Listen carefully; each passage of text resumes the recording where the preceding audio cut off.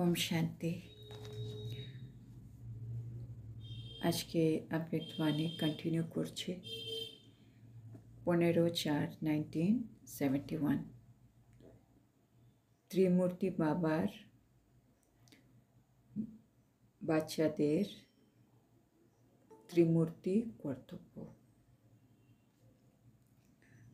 तो बाबा आमादेरके बोलछिलेन आमादेरके संस्कार पाल्टाते हबे और तार साथे साथे ओई अविनाशी छाप से संस्कारेर मध्य लागाते हबे।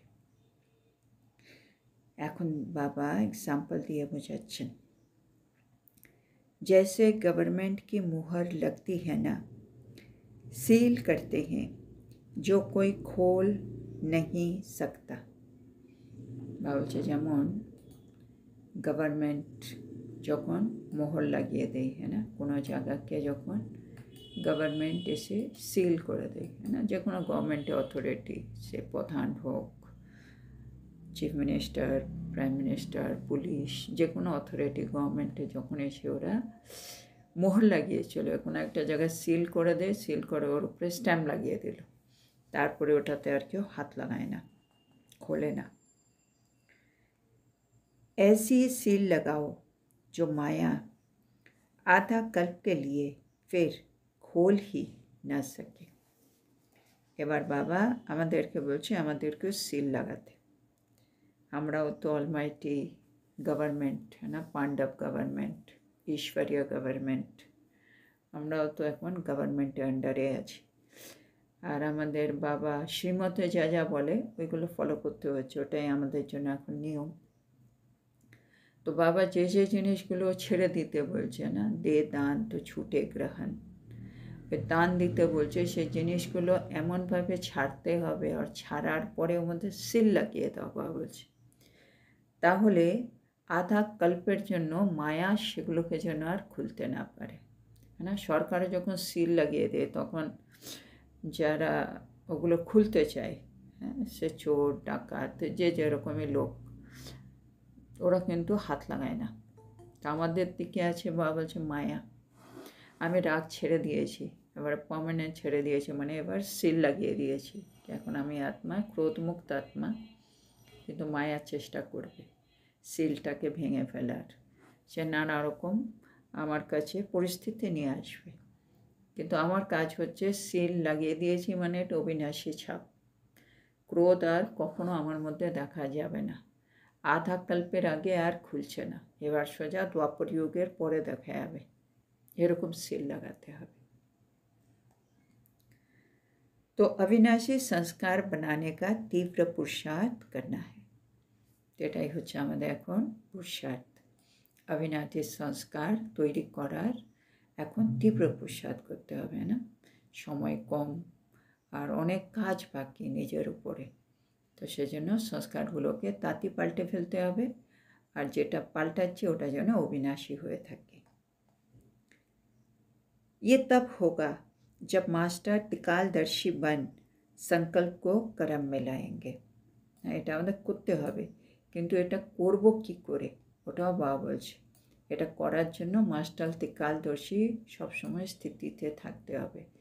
যেই আমি সংকল্প করছি তখন মাস্টার त्रिकालदर्शी হয়ে ভাবতে হবে কি আমি যেটা সংকল্প করব সেটা আমার বাণী আর কর্মে অটোমেটিক আসবে, সেটা আমি যেটা ভাবছি সেটা ঠিক কি না, হ্যাঁ, সেটার ফল কি হবে আগামী দিনে, মানে ওইটাতে বাবার শ্রীমত অনুসার আদি মধ্য অন্ত, এটা করলে কি হবে, এই ব্যাপারটা কেন এসছে, আমি যে ভাবছি সেটা কি নিবারণ হবে কি না, না বাড়ে কারণটাকে আরও বাড়িয়ে দেবে, সব কিছু ভেবে নিতে হবে। যে পরিস্থিতিতে আমার সংকল্প চলছে মাস্টার त्रिकालदर्शी হয়ে, তারপরে তুমি কর্মে আসবে। তাহলে কি হবে, ওই যে সংস্কারগুলো আমি ছেড়ে দিচ্ছি ওই সংস্কারগুলোর উপরে আর কাজ হবে না, যে সংস্কার ধারণ হচ্ছে তার উপরে কাজ হবে, কারণ আমি আগে ভাবছি। হ্যাঁ না, আমরা অনেক সময় ভুল করি যখন আমরা ভাবি না, হঠাৎ করে বলে ফেললাম, পরে ভাবলাম না না এটা তো বলা উচিত হয়নি, রাগ করে ফেললাম, পরে ভাবছি রাগটা না করলে হতো, হঠাৎ হয়ে যাচ্ছে কেন, ওই মুহূর্তে আমি মাস্টার त्रिकालदर्शी নই। সেটা বাবা আমাদেরকে বলছে, যদি আমি চাই আমার সংস্কারগুলো অবিনাশী হোক, মানে পার্মানেন্ট হোক, সিল লাগিয়ে দিয়ে যেখানে মায়া কোনো মতেই খুলতে পারবে না। তাহলে আমাকে মাস্টার ত্রিকালদর্শী হয়ে সংকল্পর মাধ্যমে কর্মে আসতে হবে। মানে একটুখানি পজ নিয়ে আমাকে কাজ করতে হবে, একটুখানি ওয়েট। যেমন বাবা বলেন না মুরলিতে, ধৈর্যবাদ, একটু ধৈর্য রেখে ভেবে चिंते करो। जो भी संकल्प उत्पन्न होता है संकल्प को ही चेक करो। চেকিং পয়েন্ট সংকল্পে, মানে কর্মে হয়ে গেছে, বাণীতে বেরিয়ে গেছে এটা না, এগুলো হচ্ছে ফল, রেজাল্ট। স্টার্ট হয়েছে সংকল্প, শূন্য সংকল্পে ত্রিকালদর্শী হও। তো মাস্টার ত্রিকালদর্শী স্টেজ पर हूँ, এটা আমাকে চেক করতে হবে कि যখনই কিছু হচ্ছে আমি ভেবে চিনতে সংকল্প করছি তো, আমি মাস্টার ত্রিকালদর্শী স্টেজের মধ্যে আছি তো, এরকম দেখতে বলছেন বাবা। अगर उच्च स्टेज पर स्थित होकर कर्म करेंगे तो कोई भी कर्म व्यर्थ नहीं होगा। হ্যাঁ বাবা এটাও সুন্দর আমাদের বুঝিয়ে দিচ্ছেন, যদি আমি সব সময় মাস্টার ত্রিকালদর্শী স্টেজের উপরে স্থিত থাকি আর সেখানে স্থিত হয়ে আমি সংকল্প করব, কর্ম করব, তাহলে আমার কোনো কর্ম ব্যর্থ যাবে না। বিকর্ম কি তো বাতই নেই, মানে বিকর্ম তো হবেই না। আমাদের যে আরেকটা বিকর্ম হয় না কিন্তু অনেকগুলো ব্যর্থ হয়ে যায়, সেটাও বন্ধ হয়ে যাবে। কেন, যেটা বলতে হবে না, করতে হবে না, আমি যেই সংকল্প আসছে একটু বলে দিই, একটু করে নিই, কিন্তু সাথে সাথে ত্রিকালদর্শী যেই হলাম, না না এটা বলে লাভ হবে না, এটা বললে হবে না, এইটা বলতে হবে বা একটু পরে বলতে হবে, এখন ফুল স্টপ দিতে হবে। এই যে ত্রিকালদর্শী হয়ে গেলাম, আমার ব্যর্থ বন্ধ হয়ে গেল, বিকর্ম বন্ধ হয়ে গেল। তো দুটোই অফ হয়ে যাবে আমাদের খাতা থেকে। अभी विक्रम के खाते से ऊपर आ गए हो, মানে বাবা দেখছি আমাদের বিকর্মের খাতা কিন্তু কমপ্লিট, মানে আমরা আর বিকর্ম করি না, বিকর্মের খাতা পেরিয়ে এসেছি, বিকর্ম বন্ধ হয়ে গেছে, এখন শুধু আমাদের একটু একটু ব্যর্থ আছে। বাবা আমাদের ওই লেভেলে দেখছেন। বিকল্প भी खत्म तो विक्रम भी खत्म। বাবা দেখছেন আমরা এখন বিকল্প করি না, বিকল্প মানে নেগেটিভ থট যেগুলো আসে ওগুলো আসে না, আর কর্মেও আসছে না, শূন্য বিকর্মও বন্ধ। अभी है व्यर्थ कर्म और व्यर्थ संकल्प की बात। তো বাবার মতে এখন আমাদের কাছে শুধু আছে ব্যর্থ কর্ম, ব্যর্থ সংকল্প, আর তার জন্য ত্রিকালদর্শী হও, তাহলে ব্যর্থ বন্ধ হয়ে যাবে। इन व्यर्थ को बदलकर समर्थ संकल्प और समर्थ कार्य करना है। আর তার জন্য আমাকে ত্রিকালদর্শী হতে হচ্ছে। মনের কাজ তো সংকল্প তৈরি করা, ও ব্যর্থও করছে আর সমর্থও করবে। ত্রিকালদর্শী হলে আমি ব্যর্থগুলোকে বাদ দিয়ে দিচ্ছি, আমি সমর্থকে রাখছি, তখন সমর্থ এটা কর্মে আসছে। সেজন্য এখন হলো বাবা বলছে আমাদের ব্যর্থকে পাল্টে সমর্থ সংকল্প আর সমর্থ কাজ করতে হবে। इसको कहते हैं সম্পূর্ণ স্টেজ। এটাই হচ্ছে সম্পূর্ণ স্টেজ, মানে সম্পূর্ণ আত্মারা কি করবে, ভেবে চিনতে ত্রিকালদর্শী হয়ে ব্যর্থ, বিকল্প, বিকর্ম এগুলো সব বাদ দিয়ে শুধু সমর্থ, শ্রেষ্ঠ, শুদ্ধ, যেগুলোতে অন্যের ভালো হবে, নিজের ভালো হবে, ওগুলোই রাখবে। তার মানে আত্মা সম্পূর্ণ স্টেজে চলে এসছে। তো আপ মহাদানী বনে হো, এবার নিজে চেকিং করে সম্পূর্ণ স্টেজে এলে এবার নেক্সট চলে আসছে মহাদানী, এবার দেওয়ার পালা। নিজে অনেকটা পাল্টে ফেলেছি, এবার অন্যকে দিতে হবে। তো বাবা বলছে মহাদানী বনে হো, কিতনে প্রকার কে দান করতি হো। বাবা বলছে কত প্রকারের দান করো, মহাদানী তো হতেই হবে। মহাদানীর মধ্যেও কত প্রকারের দান হচ্ছে। डबल दानी हो या ट्रिपल से भी ज़्यादा हो। হ্যাঁ কীরকম দানি, ডবল দানি, ডবল ডবল না ট্রিপল, না ট্রিপল থেকেও বেশি। हर एक ने अपना विचार बताया, সবাই বাবাকে নিজের নিজের বক্তব্য জানালেন। मुख्य 3 दान बताए, বাবা বলছে মুখ্য 3 রকম দান হয়। জ্ঞান का दान भी करते हो, জ্ঞানের আমরা দান করি। योग द्वारा शक्तियों का दान भी कर रहे हो, যখন আমরা যোগে বসি তখন আমরা সবাইকে শক্তির দান করি। और तीसरा दान है कर्म द्वारा गुणों का दान, আর তৃতীয় দান হচ্ছে আমি যখন কর্ম করছি তখন আমার কর্মের মাধ্যমে গুণগুলোর দান করছি। तो एक है मनसा का दान, दूसरा है वाचा और तीसरा है कर्म का दान। তাহলে মনসা বাচা কর্মনা এই 3 রকমই দান বাবা বলছে আমাদেরকে করতে হবে। मनसा द्वारा सर्व शक्तियों का दान है ना, मनसा वाचा कर्मना আমরা জানি। বাবা আজকে একটু স্পষ্ট করছে কি দিয়ে কি দান করব। তো মনসা দিয়ে বাবা বলছে শক্তির দান করতে হবে না। মনসা মানে আমি যোগে বসেছি, বাবা থেকে সব রকম শক্তি নিয়ে সবাইকে দেব। वाणी द्वारा ज्ञान का दान, হ্যাঁ যখন আমি বলছি তখন জ্ঞানের কথা বলবো, জ্ঞান রত্ন বাবা যেগুলো দিচ্ছে ওগুলো দান করব। कर्म द्वारा सर्व गुणों का दान, আর বাবা যে দিব্য গুণ দিয়ে আমাকে আমার শৃঙ্গার করছে সেগুলো আমি আমার কর্মের মাধ্যমে তুলে ধরব সবার সামনে। তাহলে মনসা দিয়ে সর্বশক্তি, বাণী দিয়ে জ্ঞান আর কর্ম দিয়ে সর্বগুণ, এই 3 রকম দান আমাদের করতে হবে। तो सदैव जो दिन आरंभ होता है उसमें पहले ये प्लान बनाओ। তো বাবা বলছে এখন কীভাবে করব। তো সর্বদা কী করো, যখনই দিন শুরু হচ্ছে সকাল সকাল তখনই বসে আগে প্ল্যান বানাও। কি প্ল্যান বানাবো? कि आज के दिन ये तीनों दान किस किस रूप से करना है, মানে সকালে হলেই প্ল্যান বানাও কি এই 3 রকম দান তো আমাকে করতে হবে, তো কোন কোন জায়গায় আমি কীভাবে এই দানগুলো করতে পারবো। হ্যাঁ মানে কোথায় মনসা দান করব, কোথায় বাণী দিয়ে দান করব, কোথায় কোথায় কর্ম দিয়ে কী দান করব, মানে একটা প্ল্যানিং করে নাও। और फिर दिन समाप्त होने के बाद, আর যখন দিন শেষ হয়ে যাবে, এটা সকাল সকাল করলাম, এবার রাত্রিবেলা দিন শেষ, তো চেক করো কি হাম মহাদানী বনে। এবার চেক করো আমি যেরকম যেরকম ভেবেছিলাম সেরকম কি আমি মহাদানী হতে পেরেছি। तीनों ही प्रकार का दान किया, মানে 3 রকমেরই প্ল্যানিংয়ের জন্য 3টেই থাকে, আর 3টেই আমি সত্যি করতে পেরেছি কিনা এটাও দেখতে হবে।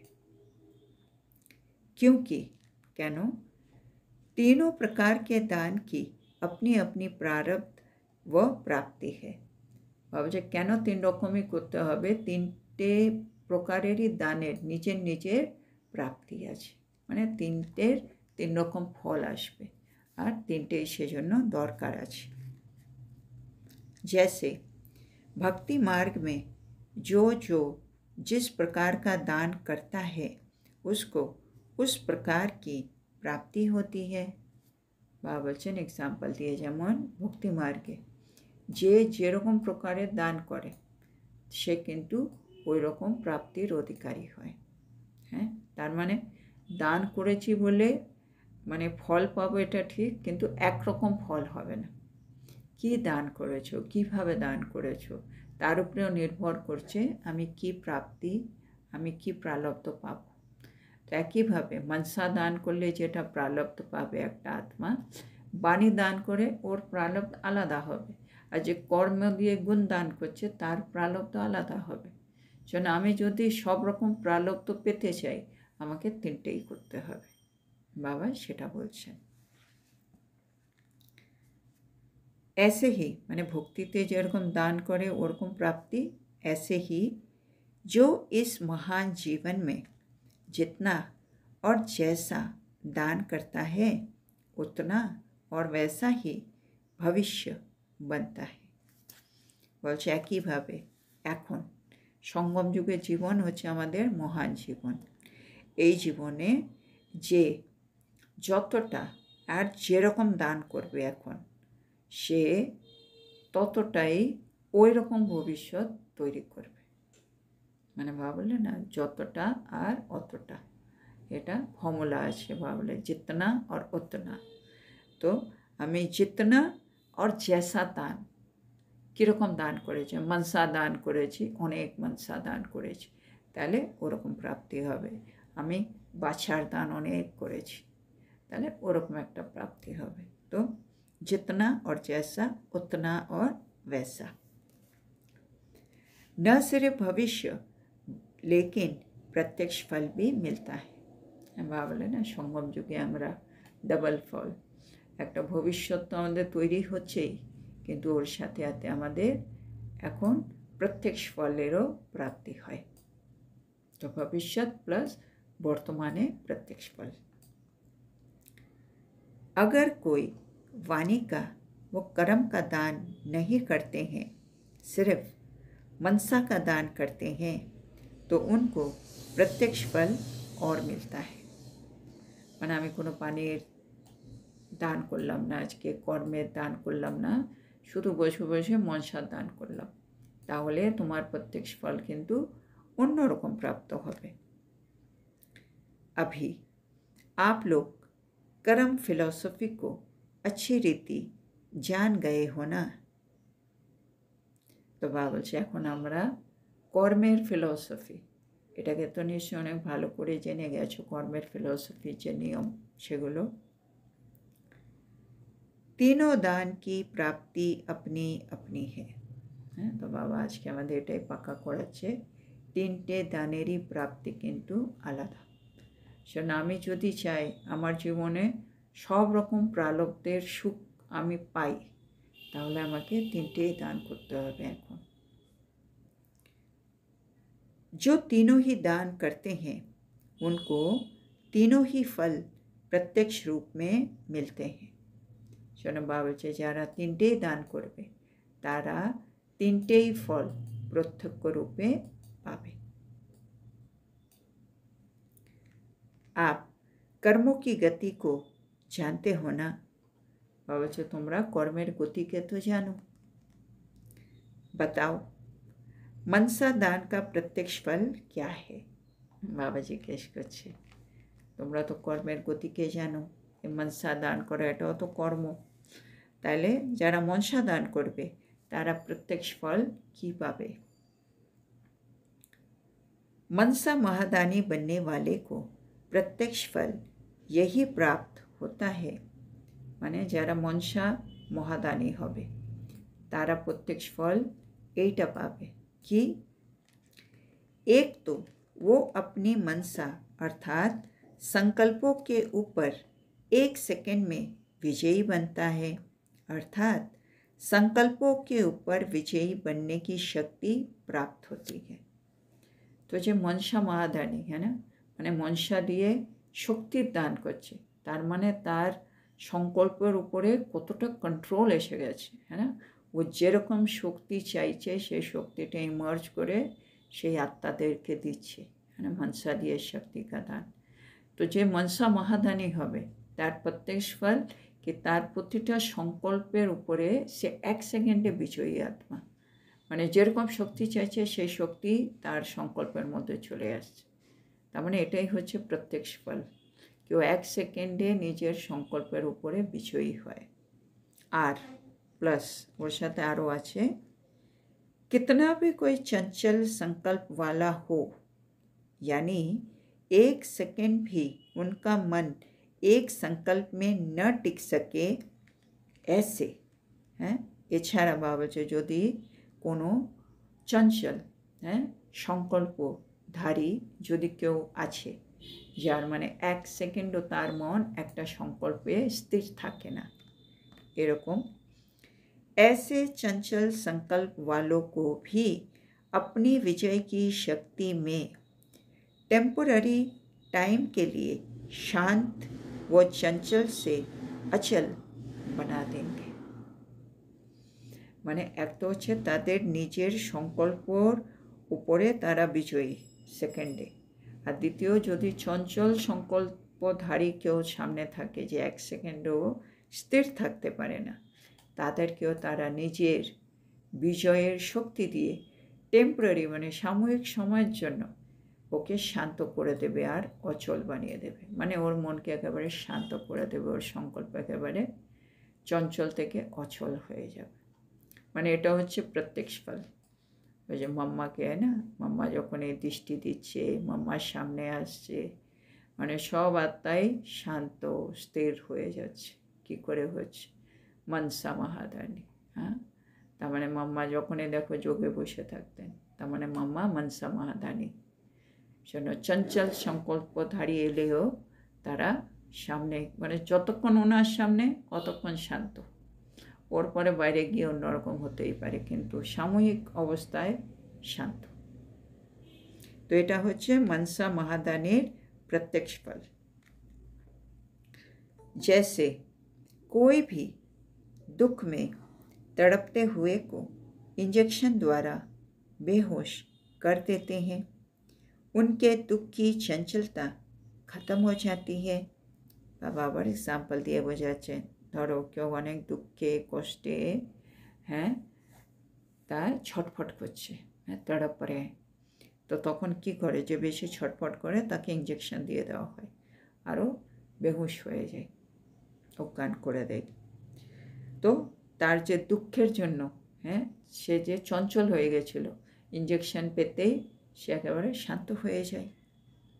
ऐसे ही এরকমই मनसा द्वारा महादानी बनने वाला, जो मनसा दिए महादानी होच्छे से अपनी दृष्टि वृत्ति और स्मृति की शक्ति से ऐसे ही उनको शांति का अनुभवी बना सकते हैं, लेकिन टेम्परेरी टाइम के लिए।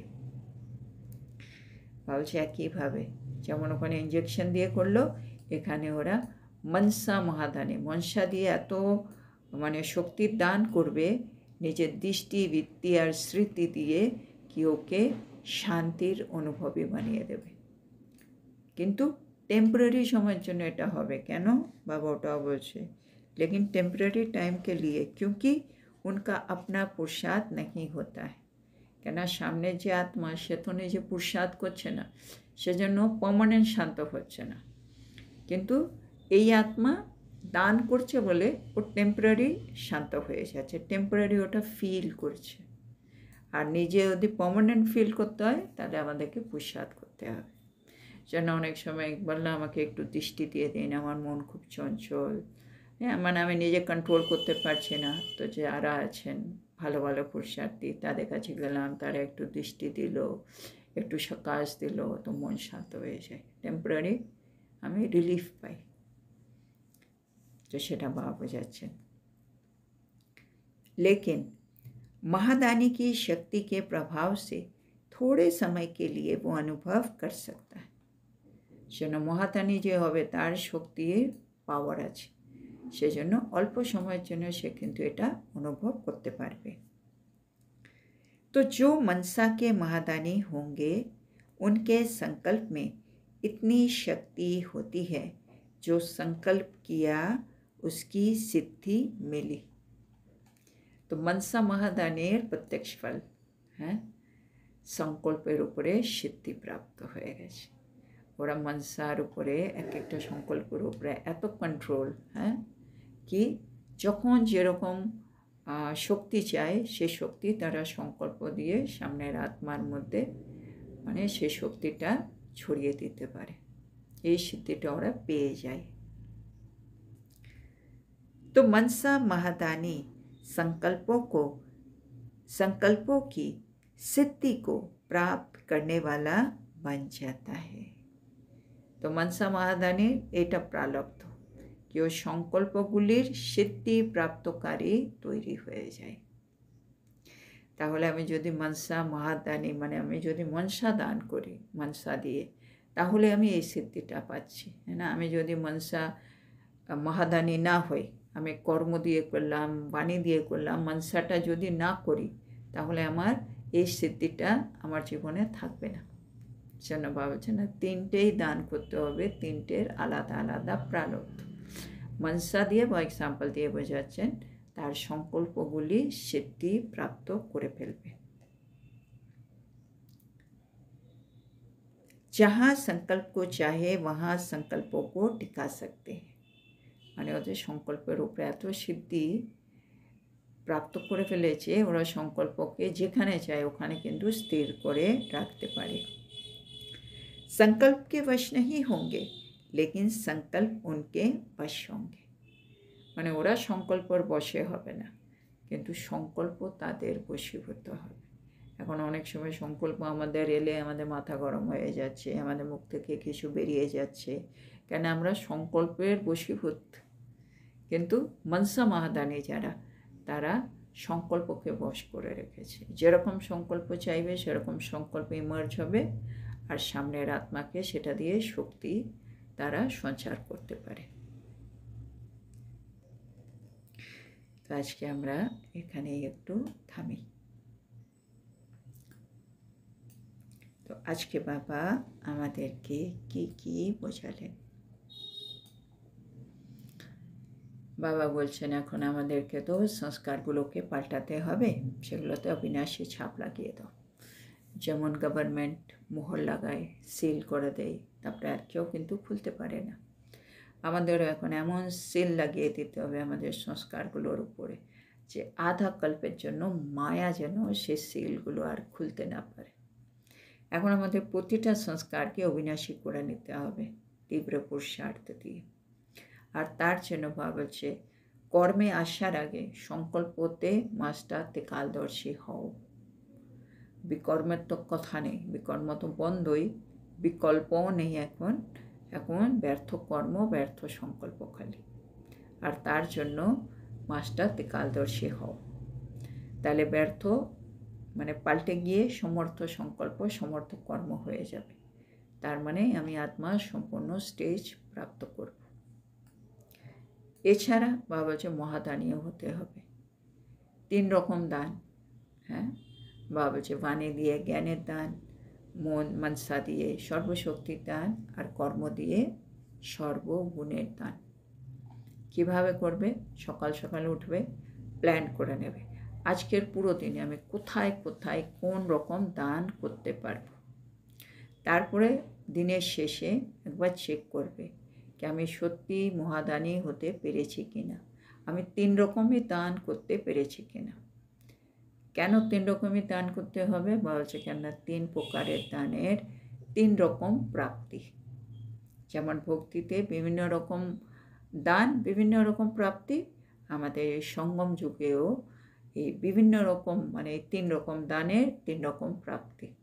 আর যে যতটা যেরকম দান করবে, মানে যে মনসা করলো এত, বাণী করলো এত, যে যেরকমই করলো, যতটা আর যেরকম, তার রেজাল্ট অতটা আর ওই রকম।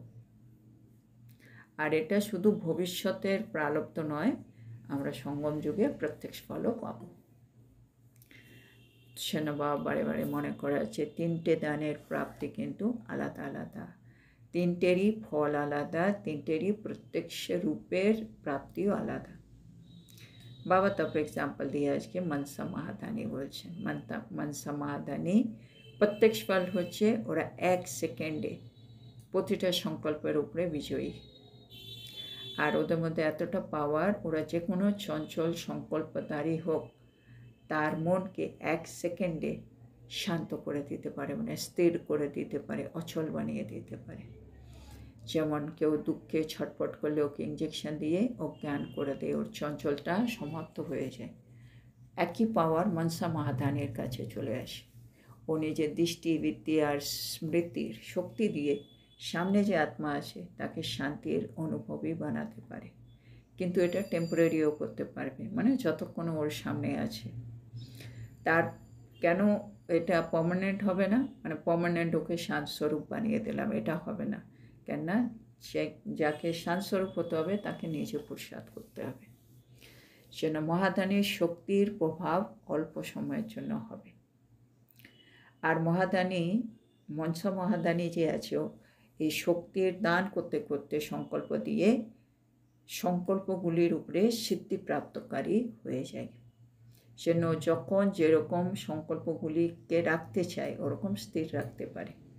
সংকল্প তার বশে হয় না, মানে সংকল্প তার বশে হয়, সে সংকল্পের বশীভূত কিন্তু হয় না।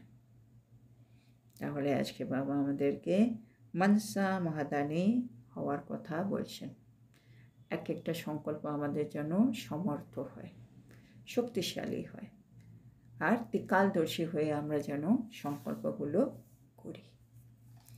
তো আজকের এত সুন্দর শিক্ষার জন্য আমরা আমাদের প্রিয় শিব বাবাকে বলবো ধন্যবাদ বাবা, ধন্যবাদ।